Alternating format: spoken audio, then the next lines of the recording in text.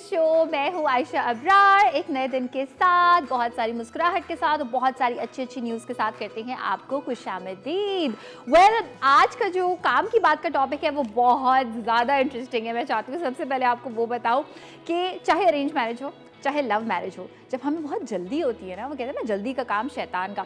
सो अगर हम कोई जांच पड़ताल किए बगैर, इन्वेस्टिगेशन किए बगैर, फैक्ट्स को चेक किए बगैर, क्रॉस चेक किए बगैर कोई ऐसा रिलेशनशिप स्टार्ट कर दें, चाहे वो मंगनी हो, चाहे वो निकाह हो, चाहे वो शादी हो, रुखसती इन्वॉल्व, तो बहुत सारे कॉम्प्लिकेशंस हो सकते हैं और फिर एक टैबू हो जाता है कि अब इस रिलेशन में से कैसे निकला जाए। जब आप किसी इंसान के साथ जो है वो रहते हैं, आपको नई नई चीज़ें पता चलती हैं, विच इज़ ओके कि इसकी सोने की आदत ऐसी हैं, खाने पीने में ये पसंद है, मगर कुछ चीज़ें ऐसी होती हैं जो आपको पता चलता है ये तो झूठ थी और वो कुछ भी एक बहुत बड़ी चीज़ हो सकती है। तो आज हम काम की बात में इस बारे में बात करेंगे कि कितना ज़रूरी है कि किसी रिलेशनशिप में एंटर होने से पहले इन्वेस्टिगेट किया जाए, सारे जितने भी फैक्ट्स हैं उनको चेक किया जाए। ये होगी काम की बात में बात। और इसके साथ खाने में क्या है, खाने में आज एक ऐसी चीज़ है जो कि आप ये भी कह सकते हैं कि आप इसको खा रहे हैं, ये भी कह सकते हैं आप इसको पी रहे हैं। बेसिकली ये एक स्मूदी है और स्मूदी का कॉन्सेप्ट मैं जब से हमारा शो स्टार्ट हुआ है मैं आप लोगों के साथ इंट्रोड्यूस करना चाहती थी, बिकॉज स्मूदी एक ऐसी ग़िज़ा है जो आप वैसे तो पीते हैं लेकिन उसमें सारी वो चीज़ें होती हैं जो खाने में होती हैं। सो बेसिकली खाना पीना उसको पूरे दिन का आपको न्यूट्रिशन इस तरह से फराहम करता है कि उसमें बहुत सारा प्रोटीन होता है, बहुत अच्छी है आपकी सेहत के लिए। लेकिन आज मैं ना कोई पालक वाली, सेलरी वाली ऐसी कोई स्मूदी नहीं बना रही, बहुत ही मज़ेदार वाली स्मूदी आपके लिए बनाऊंगी। और इसके साथ साथ आज क्या सीखें, आपको मेहंदी लगाने का अगर शौक है तो आपको ये वाला सेगमेंट बहुत अच्छा लगेगा। इवन अगर नहीं भी है तो भी अच्छा लगेगा, बिकॉज मेहंदी आपने ब्राउन कलर की तो देखी है लेकिन वाइट कलर की हमने देखी है ना, गूगल पे हम देखते हैं वाइट कलर की मेहंदी। आज मैं लगवाऊंगी शायद और आपको दिखाऊंगी। वेल जनाब, ये सब होने वाला है शो में। इसके साथ साथ आयशा स्पीक में I have a surprise for you, वो आपके साथ शेयर करेंगे। इंफरटेनमेंट की जाने बढ़ते हैं। एक अमेजिंग न्यूज़ ये है कि यूट्यूब की दुनिया एक ऐसी दुनिया है जिसमें पाकिस्तानी किसी से पीछे नहीं है। जब साल का एंड होने वाला होता है तो यूट्यूब अपने स्टैट शेयर करता है डिफरेंट कॉन्टिनेंट्स के बारे में, डिफरेंट कंट्रीज के बारे में, कि यहाँ के कॉन्टिनेंट से हमारे पास इतने सारे यूट्यूबर्स हैं जो कि कमाल काम कर रहे हैं।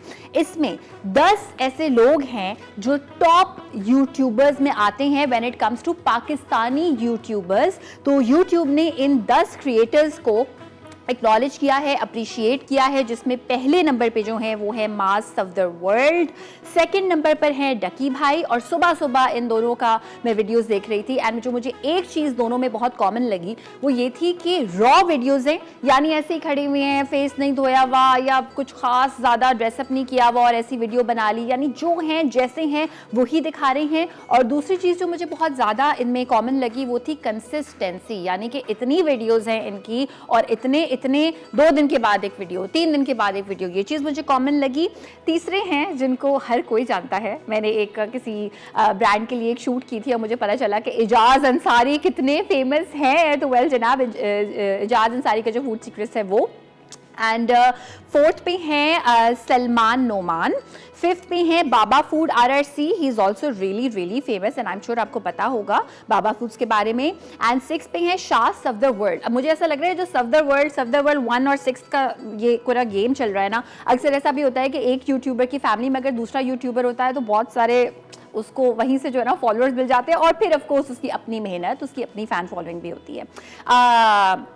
इसके अलावा 7th नंबर पे है सिस्ट्रोलॉजी।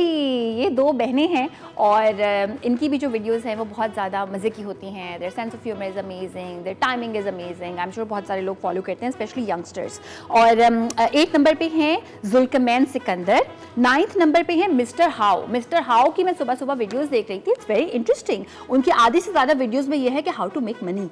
तो भाई हर कोई देखना चाहता है how to make money YouTube पे, यूट्यूब के बगैर किस तरह से कौन सा business. They were actually really really informative. And 10th पे है नया पाकिस्तान। तो अच्छा, ये तो हमारी जो है ना वो पहली न्यूज़ थी कि ये यूट्यूब ने इन सबको अप्रिशिएट किया है, 10 टॉप क्रिएटर्स को।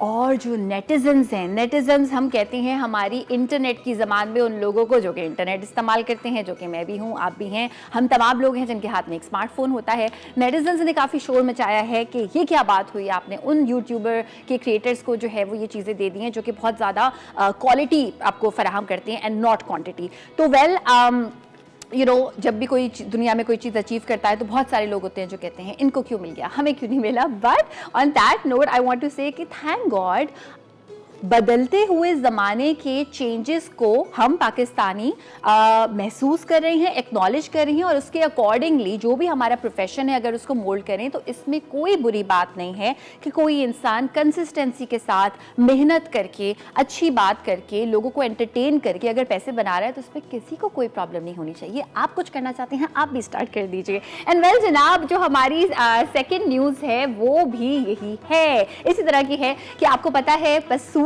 जो गाना है, ऑल्दो वो अभी अभी का गाना नहीं है, वो पुराना गाना है जो कि एक्चुअली कंस्ट्रक्ट हुआ है।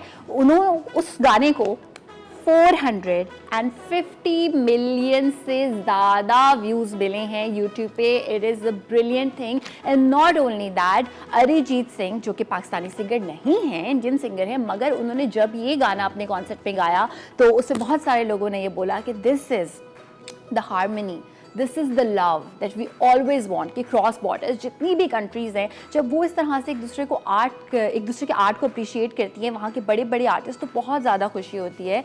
And I am extremely happy. और मैं आपको ये बताना चाहती हूँ कि जो लोग ऐसे सोचते हैं ना कि भाई शायद लक था, शायद टाइमिंग थी, I want to tell you guys something कि इस गाने को रिकन्स्ट्रक्ट होने में 1 साल लगा था। इतनी मेहनत इसमें दरकार थी, बिकॉज इसमें बहुत सारी लैंग्वेजेस को उन्होंने कंबाइन करके गाना बनाया है। सो जब भी आप किसी की भी तरक्की देखें तो कभी भी उसकी मेहनत को डिसमिस नहीं करें।